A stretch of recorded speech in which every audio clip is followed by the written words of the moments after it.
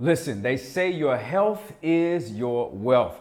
And today, as I said, I'm sitting down with Tyrone Jamar, the CEO of American Rejuvenation Clinic.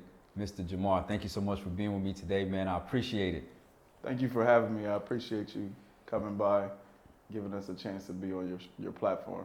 Yeah, most definitely. You know, anytime I have the opportunity to have conversations with people who are making strides in Ghana, especially to help benefit people's lives, that's what we're all about. And so, as we talked about on that intro, this is, American Rejuvenation Clinic. But before we get into the clinic, let's find out a little bit more about Tyrone.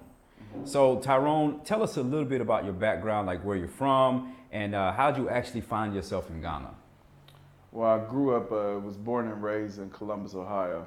I worked around different areas in the states, Maryland, Texas, different areas. But I grew up, was born and raised in Ohio, Buckeye Town. Okay.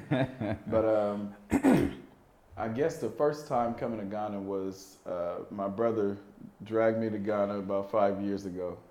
Well, it would be 6 years ago by Wow. now. And that was my first time just as a tourist coming to Ghana. So since then, that time I went back and forth just as, on tourist destination, just coming here, checking the place out. Every time I came, I felt a little bit more, how should I put, drawn closer to the country. It wasn't until the year of return, which happened in 2019, Yeah. which I realized at that point in time, I'm like, okay, I think I really want to be here permanently. I want to move to Ghana and start a business. Wow. So then you started coming about 6 years ago. You say your brother drug you here to Ghana about 6 years ago.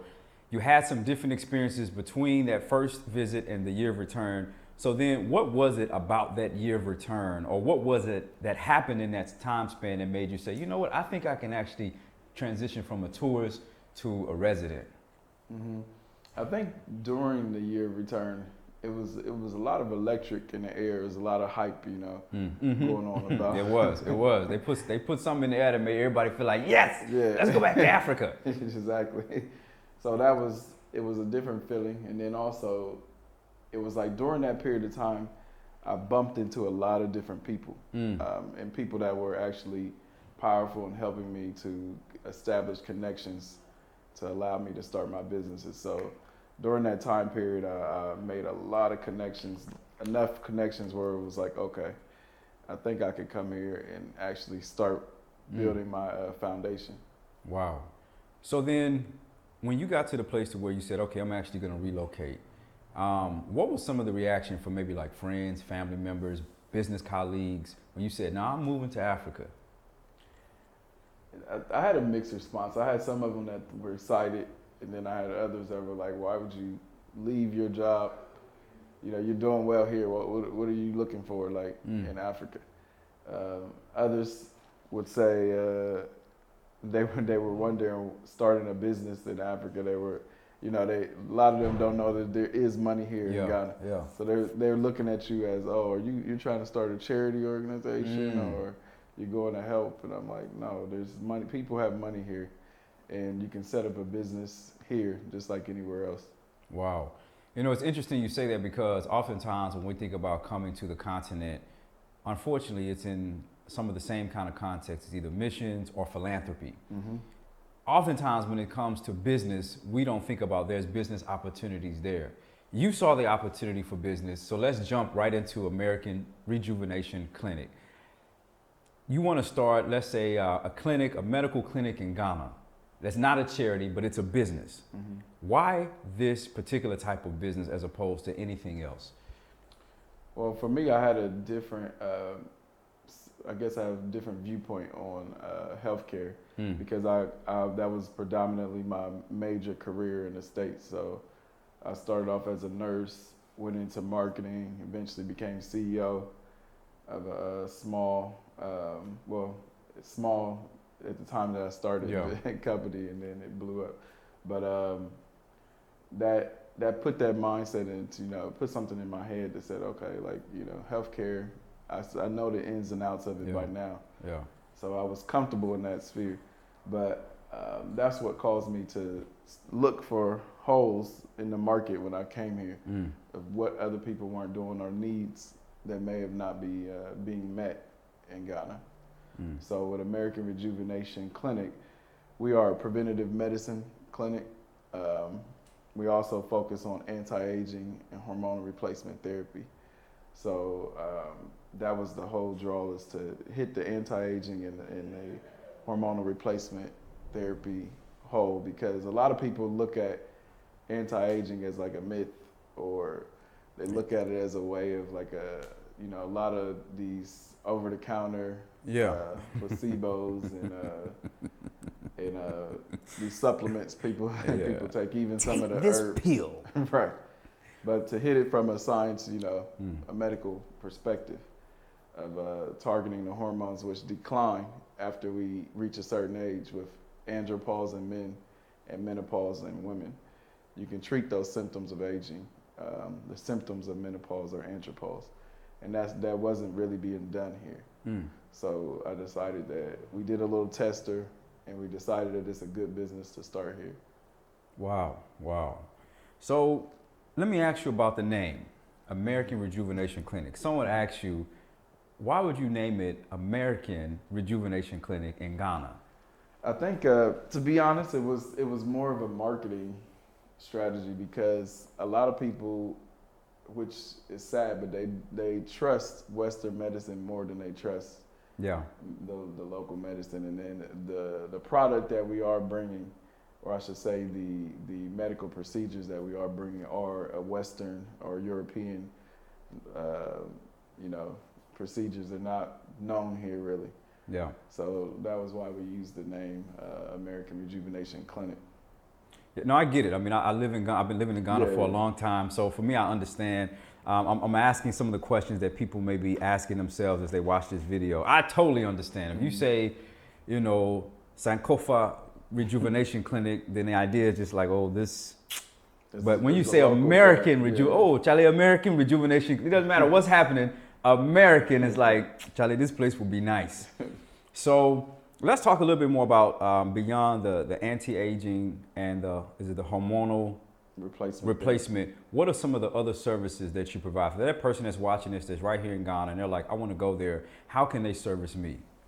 We do all general health care. So if you have ailments such as diabetes, hypertension, anything, we really, you can look at it as like a urgent care or a clinic. We do not do inpatient. So we don't keep beds and keep people here. This is all outpatient services. We have specialists. So we have anybody with urology issues. We have a urologist. We have a gynecologist coming on board for the ladies. We have general doctors, a staff of about 30 medical professionals here. So we have our own lab systems. We also have a pharmacy. So if you need anything, other than, something that's an emergency service, you can come here and we can service your needs. Okay. So then let me ask now another question that may be in the minds of some people. Let's talk a little bit about, you say you have about 30 staff. Let's talk a little bit more about where those folks are coming from. And is it actual physicians? Is it the I don't want to say the herbal medicine doctors, so let's talk a little bit more about those medical staff. We have, let's say, two physicians and two specialists. So we have a urologist, a gynecologist, and two general doctors. And then we have a team of laboratory scientists, 3. We have 2 pharmacists. And then the rest are scattered, like nurses and phlebotomists, nurses, that type of thing. And then the general, triage and front desk assistant. Okay, fantastic. So this is a full service clinic. You can come, you can get some of the procedures that you just mentioned earlier. So it's not like some kind of hocus pocus stuff. No. And I'm asking because, there's people watching this right now that's like, unfortunately, as you said, right, perception is king. And unfortunately, sometimes when you think about business on the continent, unfortunately, there's already a level of scrutiny that's unreasonable and sometimes unwarranted, but that's there. So it's a full-scale clinic. Make sure you come out. We'll have all the information is right there below in the description box, so you can definitely book your appointment right there. So we got this full-scale clinic that's happening, about 30 staff members. You relocated from the U.S. We know the electricity was in the air during the year of return. You're on the ground. You're starting this business. Let's get real. Let's talk about what were some of those real challenges. And I'm talking about the challenges that made you want to pull out maybe some hair in your goatee for the folks that's watching. What were some of those challenges initially? I think some of the main challenges were, for one, the things moving a lot slower here, the groundwork happening slower, which I had adapted to that, and sometimes it's actually good. But coming in fresh, it was very, nerve-wracking, because I'm like, man, this should have been done already, or you feel like, hey, like, why does it take this long to get this done? Like, it's holding me back from, getting to the next step. Another thing that irritated me was that, I had the impression that when I came to Ghana that, everybody was going to, because when I came as a tourist the first time. So, everybody was, oh, welcome home, So when I got here, I realized, people not looking at you like that anymore. A lot of people look at you as an opportunity sometimes. So you run into a lot of people that can be non-trustworthy and people that are trying to take advantage of you, and which happens in the States. But being a tourist initially, I had a perception that that's not the case here. But so that was another one. So those are the main ones. So then how do you overcome those challenges, right? Because there's a cultural shock, or there's a cultural adjustment that happens. The cultural shock may happen as well, but there's a cultural adjustment that may happen. And especially when you're talking about transitioning from a tourist to a business owner that has to earn profits and revenue and needs a certain level of productivity, efficiency to make sure that everybody's on the same page. How do you then overcome some of those cultural issues that could impede your business? Well, one thing, when it comes to time, for instance, a lot of us, we're used to moving fast in the States, getting everything done fast, and that's not going to be the case when you come out here. So you have to use your time effectively and very thoroughly. So let's say you're working on business registration paperwork. Make sure you fill that thing out completely the correct way, because if you're going to wait 4 weeks for it, and then they'll call you back and say, hey, you didn't fill it out correctly. Now you got to do it all over again. So make sure you use that time very wisely, even though it may be slow. Cross all your T's, dot all your I's. And it gives you time to do that. So make sure you're taking advantage of that time period that, moves slower, but make sure you're effectively getting things done and you're not rushing, because that's when you really get frustrated. As far as opportunists and people trying to, get over on you, that's the same thing that happens to us in the States. So if you're coming here for business or whatever reason you're coming here for, make sure that you find those trustworthy people and you test their credibility. One thing I like to tell people is not to go off your gut feeling and all that. You can trust it a little bit, but make sure. I like to use a word that I learned from one of my guys that I look up to.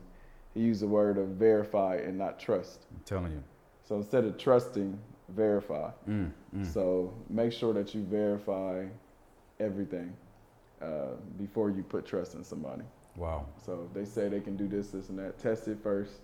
See what are their credentials, what have they done, and then you go ahead and move on to that next process. I think there's a lot of wisdom in what you said, because as you mentioned earlier, so many times people, particularly people of African descent, they come to the continent with this, I think sometimes is an unwarranted trust of everybody. But like if you're making let's say a 10 CD transaction, okay, their level of trust may be different than 10,000. Exactly. Or even 100,000, or even when you're talking about dollars, right? And I also heard someone say, trust but verify. It's almost like a resume, right? Someone comes to you and they say, hey, I want a job at this clinic as a receptionist. You look at the resume, they've not done anything that has the skills that you need. It's like, you telling me you can do it, but your resume says you haven't done it. But I think what we do sometimes is we're like, yo, I'm gonna help my brother, my sister out. So the person says I can do it. You put that person in as a receptionist and they scare away all your all your clients because of bad customer service. So there are some real challenges associated with business here. Let's talk a little bit about some of the successes. What are some of the things, or maybe even share a story about recently that reiterated to you, man, I am here and I know this is where I'm supposed to be? I think several times things happen in a way here that would never happen, like, you know, in the States, like the connections that you make. So I'll bump into somebody that is like imperative to my success. Just at a random place. You'll be shopping at a grocery store, and then you just bump into somebody and, you know, talk to them. Next thing you know, the person has all these connections to help you get to the next, you know, level. A lot of people are also more open to talking to you about pitching your ideas and your company.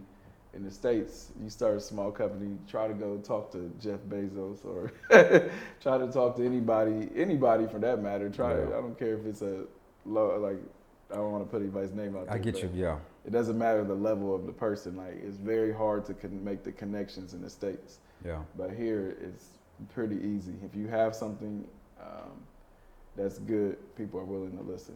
Wow. Yeah, oftentimes other people talk about how Ghana is a big place, but it's also a small place. It really is. And so you can actually meet a lot of people because of just proximity wise. Somebody may be watching this right now and they were in the shoes that you were in. They have visited as a tourist. The electricity is in the air, right? Because they came in a nice season, they're doing well. And they're in a process where they're thinking about, they have a great business idea. They want to do it in Ghana as well. What would be maybe like 2 to 3 pieces of key advice that you would tell that person? For one, I would say test any business model before you invest too much and launch it mainstream. So if you want to start a restaurant, do an event, host an event, and do some sampling of your food. You know, hosting an event may only even cost you, $500 to $1,000, and that's way more. It makes more sense to do that first rather than to invest in a building and a staff and all of that, and then wait 6 months to see what it's going to do. So at least do some testers and throw some, your products around and see how they travel before you. And that goes with food or any other business model. If it's clothing, you want to start a clothing line, a boutique. Try to get people to give you an idea of how your product is going to do here. Another thing I would say is do your homework on I know there's shortcuts, but do your homework on the correct process, because when you don't go through the correct process, there's people who get lucky, but a lot of times, since we are foreigners, and this is a system where it makes its money off of, just like in the States, if you don't do things correctly, they're going to fine you or they're going to come after you. So we stick out like a sore thumb. Facts. So you start a restaurant in Accra Mall, you don't think they're coming to see for their taxes and for everything else. So make sure you know the proper steps to take to register your business correctly. Don't try to run it the back way, because it's going to run you into issues for the long term. Learn out, strategize on making connections to people that can be effective with your business. So don't just come out here thinking you're going to do it all by yourself. Like, it's very hard to move out here by yourself. Try to get a team together or partners that can help you. So that should be your number one thing you do off the gate, coming off the flight, is trying to make connections to people that can help you succeed. Wow. So that's some really good information. So we got to test the business model first. Start small before you start big. You have to be able to build those relationships. That was the last thing that you said. Then the other thing, the last thing that you said was, I forget, but y'all got it on video, so you should have been taking notes, all right? It's great information. And it's interesting because most people who have businesses, when I interview them, they say the same things. Mm-hmm. So if people are saying the same thing over and over again, that means that what makes you think watching that you're gonna be different. Don't come and invest $20,000 in an idea. Start small, like my brother just said. He's had a lot of experience. He's been doing it for a while, so take some notes on what he's mentioning. Anything else you would like to say to the folks out there watching? No, I just want people to know that Ghana is a great place. It's a great place to raise your family. It's a great place to start a business. But there does have its difficulties. Don't, fall into the hype that this is the promised land, that there's no issues. There's negatives, and then, you have your positive side. So it's not without its flaws, but also be encouraged to know that there are people out here that's in Ghana that you can connect with and that you can latch on to, and they can help guide you through the process. So that's all I have to say. Well, man, Tyrone, thank you so much for being with me today. Remember, guys, if you're watching this, you're coming to the country, or you're already here and you need to come get yourself checked out, I think you better call Tyrone. Call him. And thank you so much for tuning in to another episode. I sincerely appreciate it as always. Make sure you hit that like button. Make sure you subscribe. Until next time, peace.